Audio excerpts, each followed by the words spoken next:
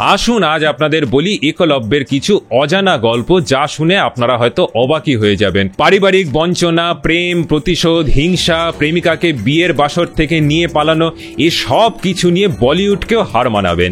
একলব্য কিন্তু আসলে ছিল শ্রীকৃষ্ণের কাজিন, আর পিতা দেবশ্রব ছিলেন কৃষ্ণের পিতা বাসুদেবের ভাই। একলব্যকে তার পিতা পরিত্যাগ করে, কারণ একটা প্রফেসি ছিল যে একলব্য তাদের সমাজের জন্য অভিশাপ বয়ে নিয়ে আসবে। পরে একলব্যকে হিরণ্যধনুষ নামে এক বেধেদের রাজা দত্তক নেয় এবং সে সেখানে রাজপুত্র হয়ে বড় হয়।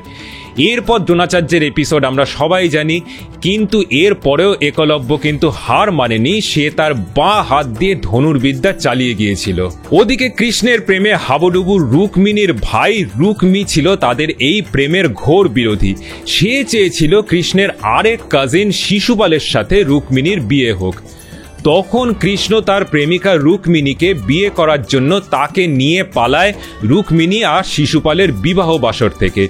শিশুপালের খুব কাছের বন্ধু ছিল একলব্য এবং রুক্মী। তারা কৃষ্ণকে বাধা দিতে গিয়ে পরাস্ত হয়। এতে একলব্যর মৃত্যু হয়, যদিও রুক্মিণীর অনুরোধে রুক্মীকে ছেড়ে দেয় কৃষ্ণ। কিন্তু একলব্যকে হত্যা করার আগে কৃষ্ণ তাকে বর দেয় যে সে আগামী জন্মে দ্রোণাচার্যের মৃত্যুর কারণ হবে। তাই পরের জন্মে রাজা ধ্রুপদের যজ্ঞ থেকে অ্যাডাল্ট পুত্র ধৃষ্টদ্যুম্ন হয়ে জন্মায় একলব্য, যার হাতে কুরুক্ষেত্রের যুদ্ধে দ্রোণাচার্যের মৃত্যু হয়।